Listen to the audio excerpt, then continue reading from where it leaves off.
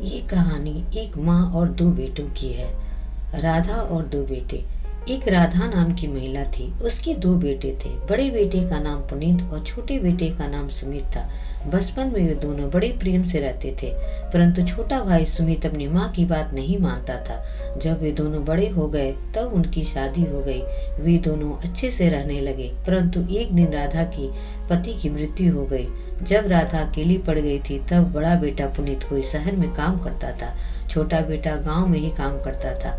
छोटा बेटा संपत्ति पाने के लालच में अपनी माँ को घर से निकाल देता है, पर जब यह बात बड़े बेटे को पता चलती है तो उसने अपनी माँ को अपने साथ रख लिया और उसका भरण पोषण करने लगा। कई साल बीत गए। इसी तरह उसने अपनी माँ का ख्याल रखना जारी रखा।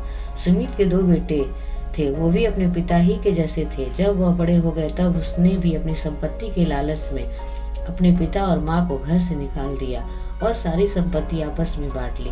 और उसने अपने पिता से कहा, जिस तरह उसने अपनी माँ को घर से निकाला है उसी तरह एक दिन नीति ने भी उसे घर से निकाल दिया। तब तक सुमित को अपनी गलती का पछतावा हुआ। तब तक बहुत देर हो चुकी थी।